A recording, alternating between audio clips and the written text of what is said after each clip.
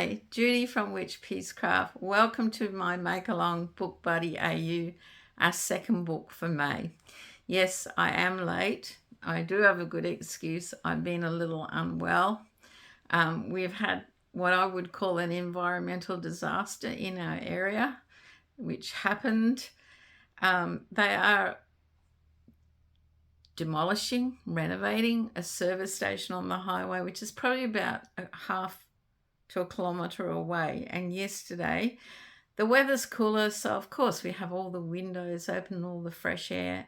And yesterday, whatever they did with the storage fuel tanks must have gone wrong, because we were inundated with extremely strong fuel smells that went right through the house.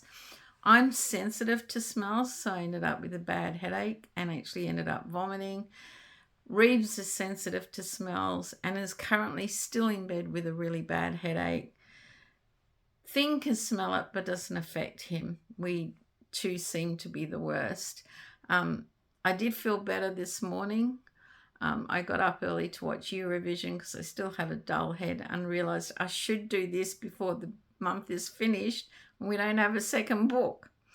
I will be lodging a complaint with our council because there was no warning that this could possibly happen, and I could have closed up the house. We currently have it closed with air conditioners on. Unfortunately, I hadn't opened the windows in the bedrooms, so we could escape to bedrooms to try and feel better. And I currently have room, I guess you call them like oil burners, like vaporizers. I've got lemon going through the house, and in Reeves' bedroom I've put one with lavender because he said it helps. Anyway, on with our make along. That's my excuse. I hope you accept it. As you can see, I look a little rough. Our last book, Two Cranky Bears by Nick Bland. I like this because, of course, it has bears. I love polar bears, and I'm starting to lean towards liking grizzlies a lot too. It was a great book, well received, well written, and I did receive a few photos from some of the subscribers taking part in the make along. Not a lot, but they are waiting for the end of month slideshow. I had a really busy week at work, and I left making something to go with my book to the end, and I wasn't feeling well, and towards the end, well, that's why. Is my plushies a thumbs up or a thumbs down? Success or fail? To me, they're a bit of a fail.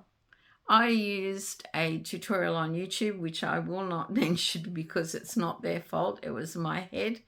But I made a polar bear and a brown bear, and they turned out shocking. Even Reeb said, "Oh my God, what happened there?" My head. It was already throbbing and I shouldn't have finished them. I really messed them up. These will probably go in my clearance bin at my market. I have like a $5 clearance bin for little things that I really don't think I should be selling for a lot of money or haven't sold in a very, very long time, and I can't put in a mystery bag. The disappointing thing is I use Zaddy Craft yarn, which is a really nice yarn I like. So yeah, I wasted Zaddy Craft on two bears that look shocking. You can tell me what you think in the comments below. However, one of the photos that came in, I thought, why didn't I think of that? It would have been so much easier when I was busy at work and then not feeling well.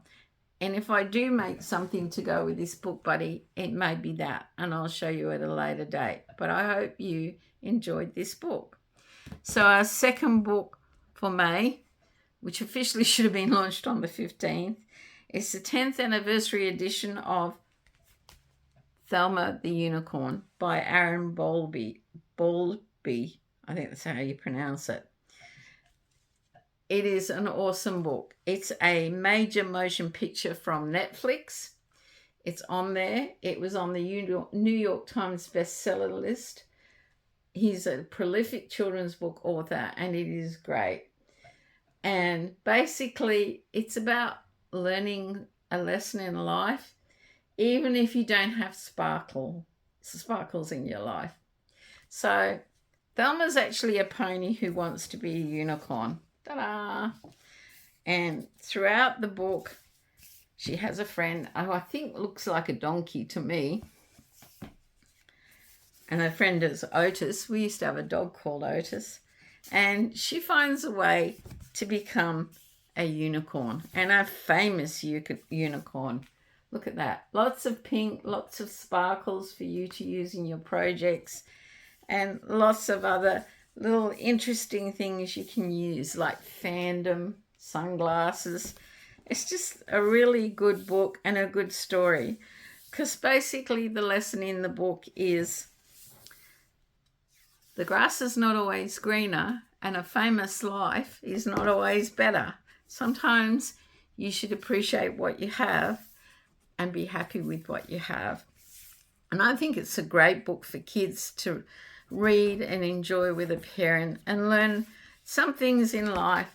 And there's nothing like having a really good friend. See, there's even carrots. So lots of sparkles, lots of pink, carrots, different things. Now, on YouTube, there is a little clip of someone reading this story. I'll put a link in the description below. And apparently there is a Netflix movie if you want to watch it. But I'd much rather you listen to the reading of the book and then get your inspiration from that without having to go out and buy the book. I picked this book up for about $10 at one of our department stores. And that's about the only place I've seen it. I have never seen it in any of our bookshops. But Thelma the Unicorn is our second book for May. And I have saved this towards the end of the make-along because I really like it. And I do have two very involved patterns I bought off Etsy. One quite a while ago. Oh, both of them quite a while ago. And I can't decide which one I'm going to make. They're both unicorn patterns. It just depends on which one. Or maybe I'll make both if I start to feel 100%. Currently, I'm about 70%. I'm slowly getting better. We still haven't opened up the house. Thing is outside, and he said you can still smell it. It's not as bad as yesterday, but it's getting there. So for projects, you could do a pink unicorn, a sparkly unicorn. You could do a bright pink sparkly bag. Sorry, that's background noise from a neighbor. And you could do a horse, a little pony. There's plenty of trees and a carrot. I won't be a moment.